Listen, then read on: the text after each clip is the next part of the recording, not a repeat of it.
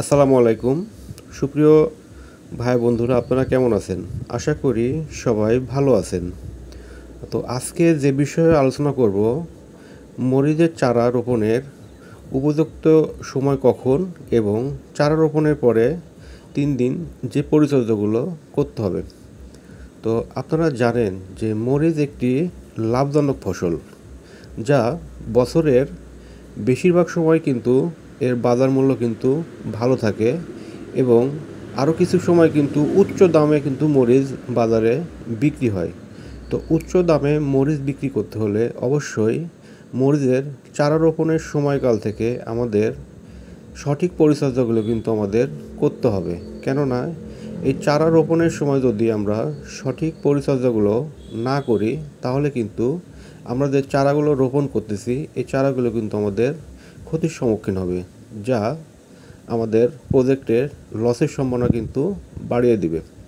তো সম্মানিত ভাইয়েরা, আপনারা জানেন যে চারা রোপণের উপযুক্ত সময় সেটা হলো যখন দেখবেন যে জমিতে সূর্যের তাপটা একবারে কমে গেছে, সেই টাইমে আপনারা মরিচের চারা রোপণ করবেন। কেননা সূর্যের তাপের মধ্যে যখন আপনারা চারা রোপণ করবেন, তখন কিন্তু চারাগুলো সম্পূর্ণ ঝিমিয়ে যাওয়ার সম্ভাবনা থাকে অতিরিক্ত তাপের কারণে। যখন চারাগুলো ঝিমিয়ে যাবে, তখন কিন্তু সেই চারাটা মরে যাওয়ার সম্ভাবনা কিন্তু অনেক অংশ কিন্তু বেড়ে যায়। মোটামুটি 50% কিন্তু সেই চারাগুলো কিন্তু নষ্ট হওয়ার সম্ভাবনা বেড়ে যায়। তো সম্মানিত ভাইয়েরা, আপনারা যারা চারা রোপণ করবেন, অবশ্যই পড়ন্ত বিকেলে যখন সূর্যের তাপ থাকবে না, তখন আপনারা চারা রোপণ করবেন। তো চারা রোপণ হয়ে গেল। চারা রোপণের পরে যে পরিচর্যাগুলো আমাদেরকে করতে হবে সেটা হলো গাছের গোড়ায় পানি দেওয়া। তো চারা রোপণের পরে গাছের গোড়ায় আমরা কেন পানি দেব? তো যখন আমরা চারা রোপণ করলাম, তখন মাটিটা কিন্তু আলগা থেকে যাচ্ছে। এই মাটিটা আলগা থাকার কারণে তখন কিন্তু শিকড়ের সঙ্গে কিন্তু এটা হলো বায়ু চলাচল করতেছে। আর যখন আপনার বায়ু চলাচল করবে, তখন কিন্তু আপনার শিকড়টা কিন্তু পরিপূর্ণ চারাতে লাগবে না, তখন কিন্তু গাছটা কিন্তু মারা যাওয়ার সম্ভাবনা বেশি থাকে। সেজন্য আপনারা যখন চারা রোপণ করবেন, চারা রোপণ করার পরে পড়ন্ত বিকেলে যখন সূর্যের তাপ থাকবে না, সেই সময় আপনারা গাছের গোড়া ভিজিয়ে, গাছটাকে ভিজিয়ে সুন্দর করে পানি দিয়ে দেবেন। এতে কি হবে, চারাটা সুন্দরভাবে লেগে যাবে এবং গাছের গোড়ায় পর্যাপ্ত একটি রস থাকবে। তো আপনারা দেখতে পাচ্ছেন আমার প্রজেক্টের মোটামুটি রাত হয়ে গেছে, তারপরে কিন্তু আমি এই জায়গাতে সম্পূর্ণ গাছের গোড়া সুন্দর করে ভিজিয়ে স্প্রে মেশিনের মাধ্যমে পানিগুলো দিয়ে দিচ্ছি।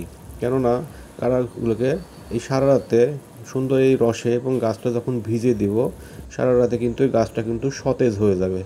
পরের দিন সকালে যখন সূর্যের তাপ পড়বে, তখন কিন্তু এই গাছগুলো সহজে ঝিমে পড়বে না এবং দুর্বল হয়ে যাবে না। কেননা সারা রাতে কিন্তু এই গাছগুলো সুন্দর সতেজ অবস্থায় থেকে যাবে। তো সম্মানিত ভাইয়েরা, আপনারা যারা প্রজেক্ট করছেন মরিচের চারা রোপণ করবেন, আপনার যদি পানি স্বল্পতা থেকে থাকে, তো অবশ্যই আপনারা জমির সাইড পাশে একটি গর্ত করে সেই জায়গাতে আপনারা পানি রাখার ব্যবস্থা করবেন। কিভাবে গর্ত করলেন? গর্ত করে গর্তের সাইডটা আপনারা সুন্দর ভিতরকে গর্তটাকে পলিথিন পেপার দিয়ে এমনভাবে করে দেবেন যাতে পানিটা সুন্দরভাবে ভিতরে স্টক রেখে যায় এবং সেই জায়গা থেকে আপনারা পানি নিয়ে প্রতিনিয়ত গাছের গোড়ায় পানিগুলো দিবেন। তো প্রথম দিনের পরিচর্যাটা হয়ে গেল। তারপরে কি করতে হবে, আপনার চারাতে মোটামুটি এরকমভাবে 3 দিন এই চারাগুলোকে আপনারা পানি দিয়ে দিবেন। গাছের গোড়ায় 3 দিন পর্যন্ত নিয়মিতভাবে পানি দিয়ে দিবেন। এই 3 দিন আপনি যখন গাছের গোড়ায় নিয়মিত যখন পানিটা দিয়ে দিবেন, তখন কিন্তু গাছটা সুন্দরভাবে মাটির সাথে অ্যাডজাস্ট হয়ে গেল এবং চারাটা কিন্তু মাটিতে লেগে গেল। তো এই 3 দিন যখন পানি দেওয়া হয়ে যাবে, এই 3 দিনের মধ্যে আপনার কোনো কীটনাশক ব্যবহারের প্রয়োজন হবে না। কেননা এই 3 দিন যখন চারাটা অ্যাডজাস্ট হয়ে গেল, তখন কিন্তু আপনি গাছে ছত্রাকনাশক এবং যে কোনো কীটনাশক আপনারা ব্যবহার করতে পারেন। তো সম্মানিত ভাইয়েরা, আপনারা দেখতে পাচ্ছেন যে আমার প্রজেক্টে আমি কীভাবে গাছের গোড়া ভিজিয়ে পানিগুলো দিচ্ছি। তো আপনারা যারা মরিচ চাষ করবেন, অবশ্যই এই পদ্ধতিতে আপনারা চারা রোপণ করে গাছের গোড়াগুলোকে সুন্দরভাবে ভিজিয়ে দিবেন, দেখবেন যে আপনার একটি চারাও নষ্ট হবে না, গাছগুলো ভালো থাকবে। এবং যখন আপনার 3 দিন এরকমভাবে দেওয়ার পরে আপনার জমিতে পরিপূর্ণতে তখন একটি সেচ দিয়ে দিবেন। সেচ দিয়ে গাছগুলো দেখবেন যে সুন্দরভাবে বড় হয়ে যাবে, গাছের নষ্ট হওয়ার কোনো সম্ভাবনা থাকবে না। তো এই পদ্ধতিতে আপনারা মরিচের প্রথম পরিচর্যাগুলো করবেন। তো সম্মানিত ভাইরা, আপনারা যারা আমার ভিডিওটি দেখলেন, যদি ভিডিওটি দেখে ভালো লেগে থাকে অবশ্যই আমার চ্যানেলটি সাবস্ক্রাইব করবেন এবং পরবর্তীতে আরও নতুন নতুন ভিডিও দেখার সুযোগ করে দেবেন। কেননা আমরা চাষি, আমরা চাষবাস করে পরীক্ষিত হয়ে কাজের ফাঁকে যে সময়টা পাই সেই সময়টুকু আপনাদের মধ্যে ভিডিওটি শেয়ার করার সুযোগগুলো করে দেবেন। তো ধন্যবাদ সবাইকে।